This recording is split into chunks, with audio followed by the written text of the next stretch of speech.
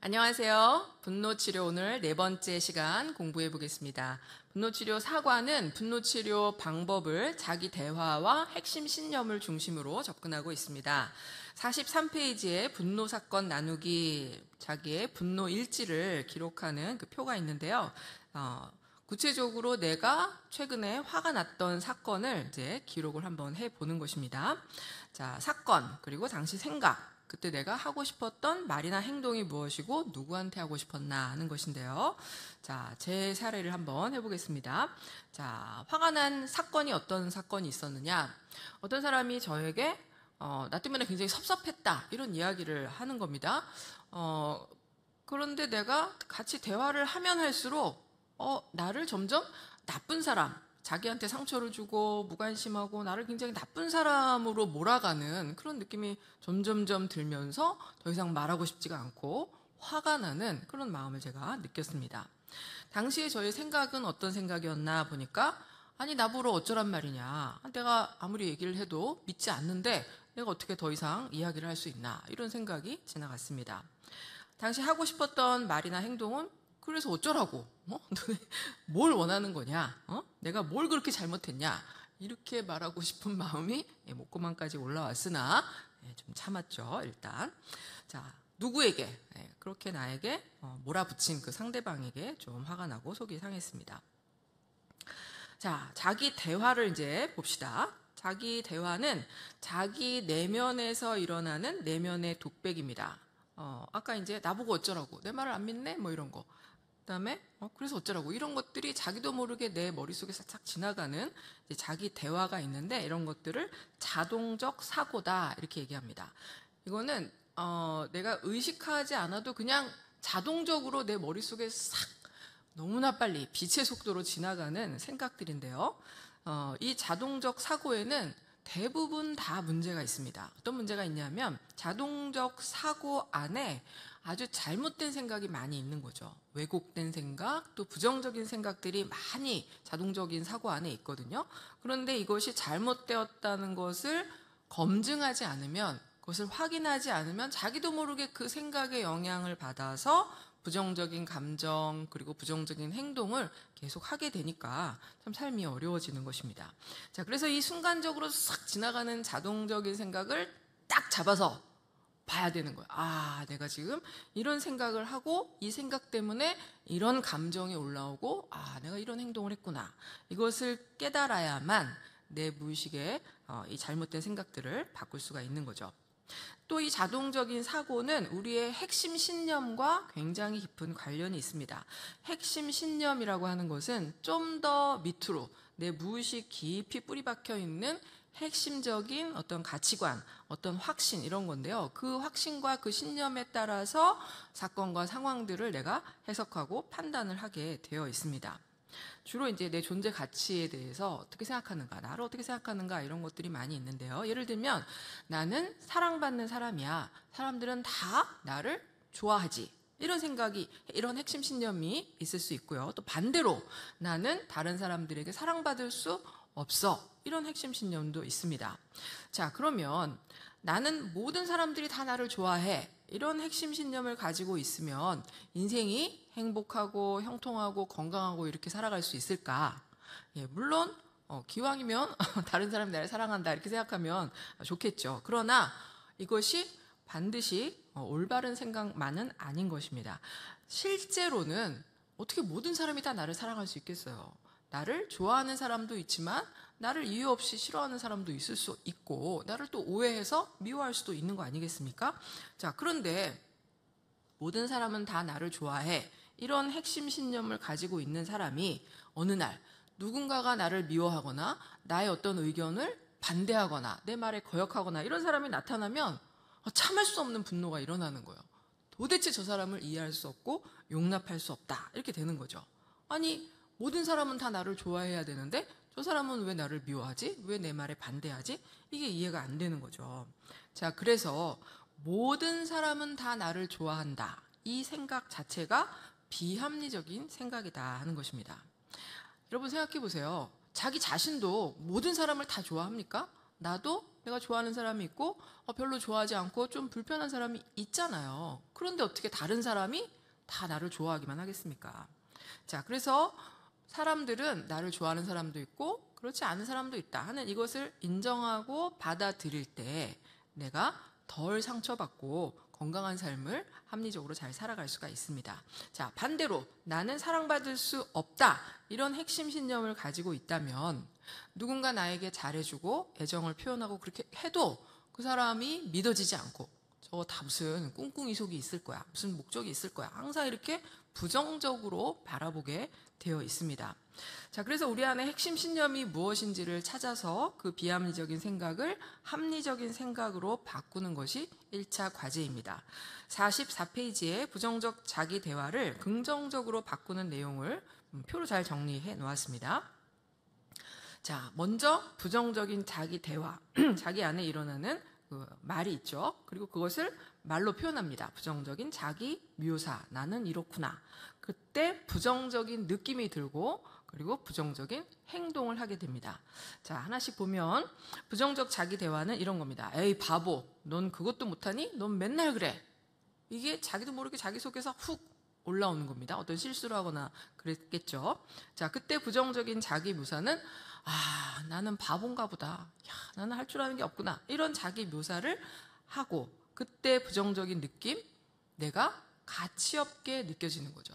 내가 아무 가치도 없구나. 쓸모 없구나. 그때 부정적인 행동은 자기를 포기하니까 내가 아무 쓸모 없는 사람이니까 자기를 포기하면서 함부로 행동을 하는 것입니다. 그래서 어떤 계획과 목적을 가지고 성공을 할 수 있는 방향으로, 일을 잘할 수 있는 방향으로 가는 게 아니고 인생을 내동댕이 치고 아무렇게나 살게 되는 거죠. 이것이 바로 부정적인 자기 대화가 내 인생을 어떻게 망가뜨리는가 하는 것을 보여주는 것입니다. 자, 그러면 이 부정을 그냥 놔두면 안 되고 부정을 합리적인 긍정으로 바꿔야 되는데 여기서 합리적 긍정이다 이렇게 표현하는 이유는 부정을 무조건 긍정으로 바꾸면 이게 말은 맞는데 이게 참 소화가 안 되는, 내 마음에서 수용이 안 될 수 있거든요. 그래서 부정을 긍정으로 바꿀 때 그것이 납득이 될 수 있는 합리적인 긍정으로 바꿔야 되는 것입니다. 자, 예를 들면 에이 바보 넌 그것도 못하냐 이런 부정적 자기 대화에 대해서 합리적 긍정은 아니 인간이라면 누구나 다 실수할 수 있는 거지. 아니 그래도 나는 실수하는 것보다 잘하는 게 훨씬 더 많아. 이게 합리적 긍정입니다. 수긍이 되잖아요. 누구나 다 실수할 수 있다. 그렇지, 맞지, 납득이 되죠. 내가 아무리 실수를 해도 실수한 것보다 잘하는 게 훨씬 많죠. 어떻게 실수가 더 많겠습니까? 그래서 납득이 되고 수용이 되는 합리적 긍정입니다. 자, 부정적 자기 묘사, 나는 바보인가 봐 이렇게 말을 하는 거에 대해서 긍정으로 바꾸면 무슨 소리야? 내가 얼마나 괜찮은 사람인데, 잘하는 것도 얼마나 많은데 나는 괜찮은 사람이야 하고 자기에게 말을 또 해주는 거죠. 자, 그럴 때 내가 가치 없게 느껴지는 부정적인 느낌이 긍정적 느낌, 소망의 느낌, 그러니까 내가 이제 실수했지만 다시 시작해보고 싶은 마음이 올라오는 것입니다. 자, 이때 긍정적인 행동을 하게 되었죠. 새로운 계획과 새로운 목표를 바라보면서 포기하고 주저앉는 것이 아니라 새로운 시도를 할 수가 있게 되는 것입니다. 저의 사례를 한번 나눠보겠습니다. 당시에 제가 한 6, 7년 전, 좀 오래됐는데 굉장히 몸 상태가 좀 많이 안 좋아서 항상 이렇게 기운이 없고 아무것도 할 힘이 없는 좀 이런 그 상태였습니다. 근데 이제 어딜 가다가 발을 헛디뎌서 그 자리에 넘어진 거예요. 근데 넘어지면서 들고 있던 가방에 있던 그 물건들이 다 바깥으로 이제 나오면서 아주 그냥 땅바닥에 다 내동댕이가 쳐진 것입니다. 자, 그때 나의 부정적 자기 대화, 이런 말이 내 안에 지나갔어요. 아니, 제대로 걷지도 못하냐? 가방 관리도 제대로 못하냐? 하면서 나 자신에게 분노했어요. 저는 또 자기 학대 유형이기 때문에 저에게 막 분노합니다. 부정적 자기 묘사는 더 심각했어요. 너는 쓰레기 같은 인생이구나. 아무 쓸모가 없어. 아무짝에 쓸모가 없어. 와, 이런 말을 저에게 하더라고요. 부정적인 느낌, 뭐 좌절과 절망이죠. 그때 행동, 넘어져서 그 자리에 주저앉았는데 일어나고 싶지가 않더라고요. 한참 그 자리에 앉아서 망연자실하게 앉아 있었어요. 그때 지나갔던 어떤 분이 물건을 이렇게 주셔서 저도 이제 하는 수 없이 일어났습니다. 자, 이 부정을 합리적 긍정으로 어떻게 바꾸느냐? 제가 이게 너무 충격적이었어요. 저 자신에게 난 쓰레기 같은 인생이구나. 와, 어떻게 내가 이렇게까지 말을 할 수 있을까? 너무 충격을 받아서 돌아와서 계속 고민을 했어요. 이거는 반드시 해결해야 되겠다. 그래서 이제 어떻게 바꿨느냐? 넌 제대로 걷지도 못하냐? 가방 관리도 못하냐? 이런 말에 대해서 아니, 넘어질 수도 있지. 발을 헛디딜 수도 있는 거고 또 가방을 잘 닫지 않으면 물건이 떨어질 수도 있는 거지. 언제나 이렇게 딱 이렇게 실수하지 않고 그럴 수 있냐? 사람은 누구나 실수할 수 있고 넘어질 수도 있고 그럴 수 있는 거야. 좀 마음이 편해졌어요. 그 다음에 너는 쓰레기 같은 인생이야 그랬잖아요. 그래서 제가 바꿨습니다. 나는 쓰레기가 아니야. 사람은 누구나 실수할 수 있어. 나는 괜찮은 사람이야 하고 저에게 말을 해주었습니다. 그랬더니 좌절과 절망이 아니라 좀 안심이 되고 마음이 편안해지는 것을 느끼면서 어떤 행동을 했느냐. 내가 새롭게 내 인생을 열심히 잘 살아보고 싶은, 일어나서 갈 길을 갈 수 있는 이런 마음이 생기고 또 그렇게 살 수 있게 되었습니다. 자, 여러분도 자기 대화 한번 찾아보시고 그것을 긍정으로 바꿔보는 연습을 해보시기를 바랍니다. 3번 핵심 신념 찾기인데요. 우리의 생각이 감정을 만들죠. 그리고 감정이 행동을 만듭니다. 어떤 사건에 대해서 부정적으로 바라보면 부정적인 감정이 들면서 부정적인 행동을 하게 되고요. 똑같은 사건에 대해서 긍정적으로 해석하고 생각을 하면 긍정적인 마음이 들면서 긍정적인 행동을 하게 되어 있습니다. 다시 말해서 사건 그 자체보다 더 중요한 것은 그것을 어떻게 해석하는가, 어떻게 생각하는가, 이것이 훨씬 더 중요한 것입니다. 자, 그런데 이 생각 중에 가장 핵심적인 생각, 우리의 무의식 깊이에서 늘 흐르고 있는 이 생각이 바로 핵심 신념입니다. 핵심 신념에 따라서 자동적인 사고가 이제 떠오르게 되는데, 자동적 사고는 그래도 의식의 흐름 속에 있거든요. 그래서 너무 빨리 지나가지만 내가 생각하면 알아차릴 수는 있습니다. 그런데 핵심 신념은 그 밑에 아주 마음 깊숙한 곳에 숨어 있기 때문에 잘 드러나지 않습니다. 자, 그래서 이 핵심 신념을 찾는 방법은 자동적 사고를 먼저 찾아서 그것을 계속 따라 내려가다 보면 핵심 신념을 찾을 수가 있는데요. 46페이지를 보시면 그림에 맨 위에 의식이 있고 맨 아래쪽에는 무의식이라고 써 있습니다. 자, 의식에 흐르고 있는 자동적인 사고가 무엇인가 보니까 첫 번째는 공부도 못하는 녀석이 내 자녀라니. 이런 자동적 사고가 휙 지나갔습니다. 아마 자식이 성적을 못 받아왔나 보죠. 공부도 못하는 녀석이 내 자녀라니. 자, 그런데 그 말의 의미가 무엇일까 하고 좀 더 밑을 들여다보니까 공부도 못하면 안 된다는 얘기잖아요. 공부를 못하는 놈은 쓸모없는 인간이야 하는 자동적 사고가 또 숨어 있는 거예요. 자, 공부도 못하는 놈은 쓸모없는 인간인데 내 자식이 공부를 못하다니 이게 왜 말도 안 되는 일이다 하는 거죠. 자, 그러면 공부를 못하면 쓸모없는 인간이다 이런 생각은 도대체 어디서 왔을까 하고 한 번 더 밑에를 들여다보니까 완벽하지 않으면 사랑받을 수 없다 이런 자동적인 생각이 그 밑에 있는 거예요. 자, 이 말은 무슨 말입니까? 사랑받지 못하면 살 가치가 없다. 이게 이제 그 가장 밑에 숨어 있는 핵심 신념입니다. 나의 존재 가치를 어디에서 찾고 있습니까? 사랑받는 데서 찾고 있는 거죠. 내가 공부를 잘하고 어떤 일을 잘하고 성공해서 사랑을 받아야만 내가 가치 있는 존재다. 이런 핵심 신념을 가지고 있다는 것입니다.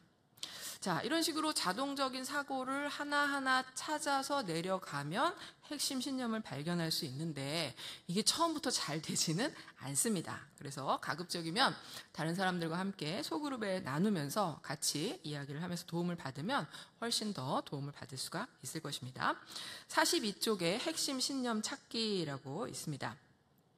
자, 핵심 신념은 제일 밑에 숨어 있는 핵심 가치인데 내가 지금 막 분노 감정이 막 내 마음을 막 사로잡고 막 화가 막 부글부글 끓어오르고 있는 이런 상태에서는 이 핵심 신념을 찾기가 좀 어렵습니다. 그럴 때는 내가 좀 신뢰할 수 있는 사람에게 분노 감정을 좀 털어놓고 또 혹은 또 기도하면서 감정을 좀 정리하고 그런 다음에 마음이 좀 가라앉은 다음에 차근차근 하나씩 생각을 해보면 좀 더 쉽게 접근을 할 수가 있을 것입니다. 자, 저의 경우를 한번 해보겠습니다. 자, 먼저 사건. 오래전 사건인데요. 최근 사건을 하면 조금 위험해서 오래전 사건을 사례로 들겠습니다. 당시에 한 20년 전인 것 같아요. 함께 사역하는 평신도 리더가 자기가 피곤하다는 이유로 어떤 중요한 행사에 빠지겠다고 하는 거예요. 그때 제 안에 분노가 치밀어 올랐습니다. 아니, 비합리적인 신념이 뭐냐? 아니, 어떻게 나한테 이럴 수 있지? 그동안 내가 너한테 얼마나 잘해줬는데, 내가 너를 얼마나 열심히 섬겼는데 네가 어떻게 내 말을 안 듣고 행사에 빠지겠다고 할 수가 있냐? 있을 수 없는 일이다. 이런 생각이 제 안에 확 들었습니다. 자, 자동적 사고는 뭐냐? 지나가는 생각. 감히 내 말을 거역하다니.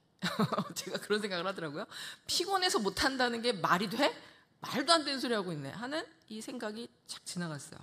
자, 핵심 신념이 뭘까 찾아보니까 제 마음 뿌리에 이 권위주의가 얼마나 뿌리 깊은지, 나는 리더고 너는 멤버니까 내 말에 무조건 따라와야 돼. 순종해야만 돼. 와, 이런 깊은 권위주의가 제 안에 있는 것이 발견이 되었습니다. 와, 정말. 그래서 제가 밤새도록 기도하면서 얼마나 회개했는지 모릅니다.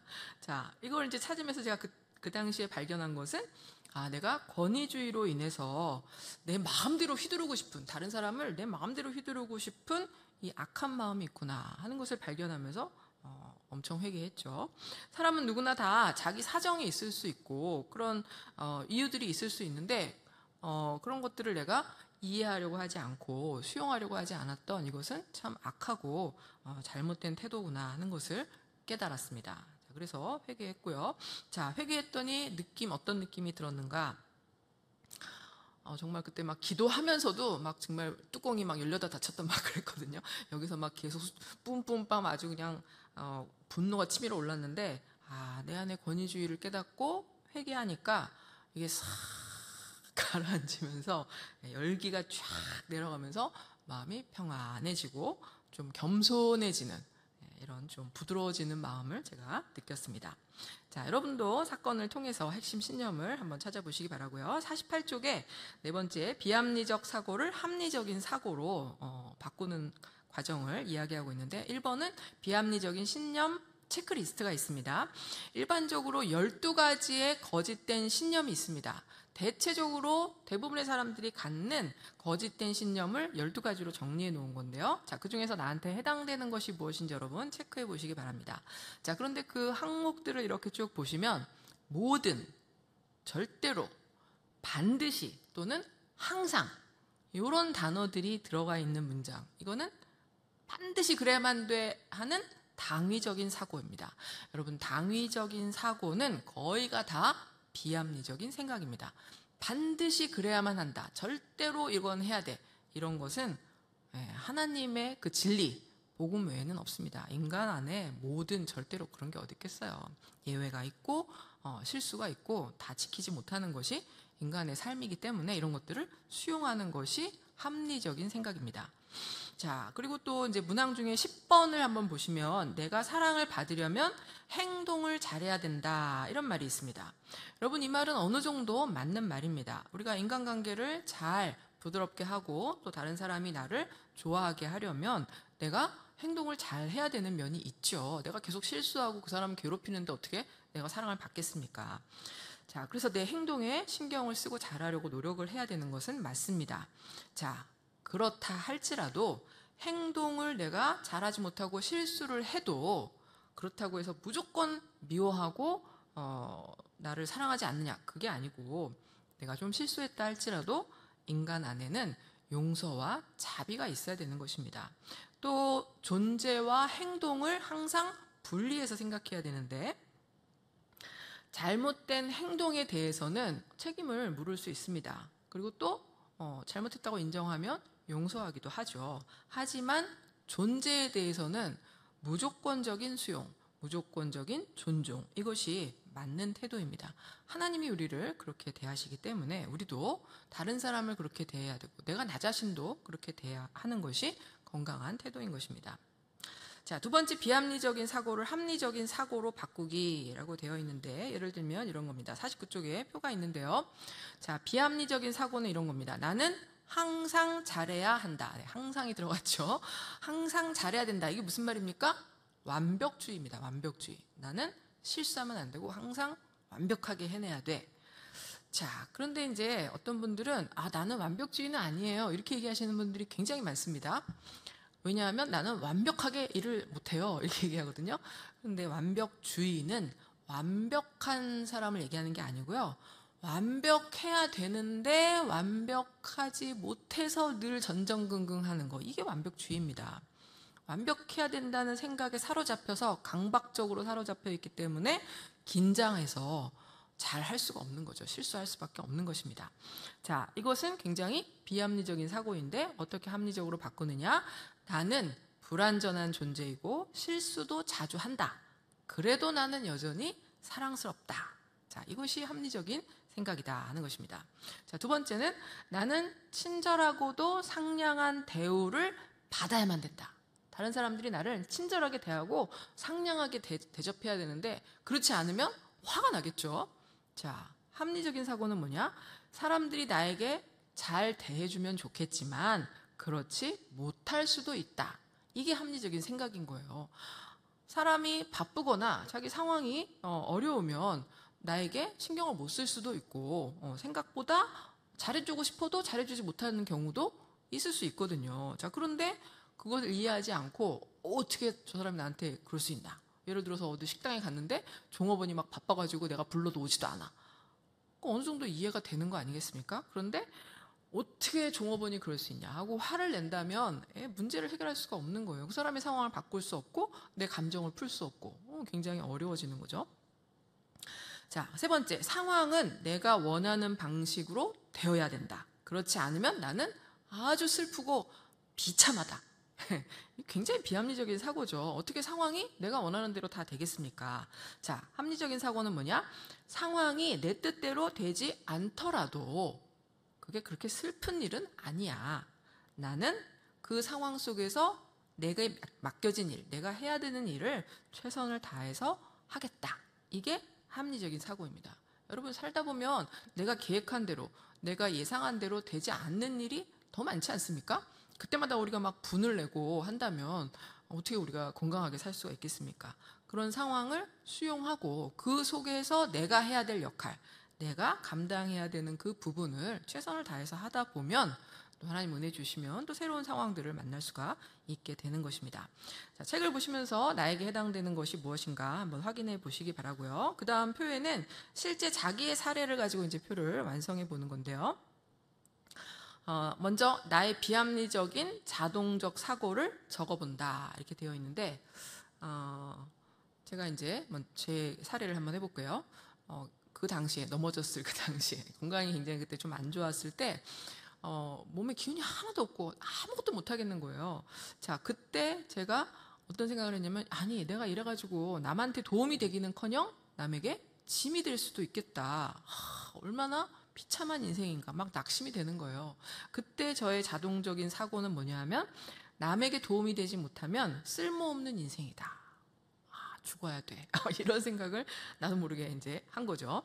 자, 이런 자동적 사고를 유발하는 원인을 이제 찾아봐야 되는데요. 대부분 어렸을 때의 상처나 왜곡된 생각, 왜곡된 인지에서 오는데요.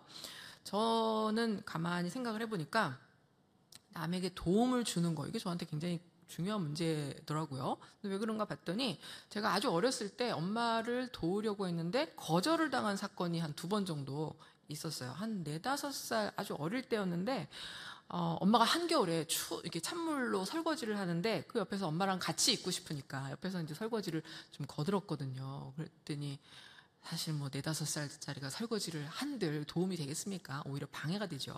그러니까 이제 엄마가 하다가 너 혼자 다 해. 그러고 엄마가 방에 들어가 버린 거예요. 자, 너 혼자 다 했으니까 내가 안 할 수도 없고. 그래서 막 억지로 어떻게 했어요. 다 뭐 제대로 했겠습니까만은. 아버지가 막 찬물로 혼자 막 설거지를 다 해서 방에 들어갔더니 엄마가 이제 손을 이제 녹여주면서 거봐 힘들지? 그거 하지 말라는 걸 왜 했냐 이렇게 말씀하시더라고요. 엄마는 나를 위로해 주는 거였지만 이미 제 마음은 상처를 받은 거죠. 나의 도움은 아무런 가치가 없구나. 내가 도와준다고 해도 좋아하지 않는구나. 자, 그 생각은 더 연결되어서 사람들은 나의 도움을 원하지 않겠구나. 이런 생각들을 제가 가지게 된 것입니다. 자, 이때 감정은 어떤 감정이 느껴지겠습니까? 내 존재가 무가치하게 느껴지고 거절감을 느끼고 좌절과 우울과 슬픔 이런 것들이 제 마음에 이제 생기기 시작했죠. 자, 이것을 합리적인 사고로 바꾼다면 어떻게 바꾸면 좋겠는가? 어린아이가 하는 것은 도움이 안 될 수도 있다. 그걸 수용합니다. 그때 어린 시절에 내가 미숙하니까 엄마에게 도움이 되지 않을 수도 있었겠다 하는 것을 수용합니다. 하지만 엄마가 내 존재를 거절한 것은 아니야. 맞잖아요? 자, 그리고 지금 나는 성인이니까 분별력 있게 도와줄 수 있어. 자, 그러니까 내가 원하면 원하는 방식으로 도움을 줄 수가 있는 거죠. 그리고 어떤 상황에서 내가 힘들어서 도움을 주지 못한다 할지라도 내 존재는 너무나 귀한 사람이야. 자, 이렇게 생각을 바꾸고 나니까 이때 감정은 자신감 그리고 확신. 할 수 있어. 그래서 건강관리를 잘 해서 가급적이면 오랫동안 내가 다른 사람을 도울 수 있는 그런 삶을 살도록 노력해야 되겠다라는 마음을 갖게 되었습니다. 자, 이때 내가 건강관리를 잘해서 도움을 주겠다 하는 것은 내 존재가 가치 있다는 것을 확인받기 위해서 도움을 주는 것이 아니라 강박적으로 하는 것이 아니라 기쁜 마음으로 내가 그렇게 하는 것이 가치 있는 일이고 나에게 행복이기 때문에 내가 이런 삶을 살고 싶다. 이런 마음을 제가 갖게 되었습니다. 자, 여러분도 책을 보시면서 자기에게 해당되는 것들 좀 해보시고 또 가급적이면 소그룹에서 함께 나눠보시면 많은 도움이 될 거라고 믿습니다. 수고 많으셨습니다.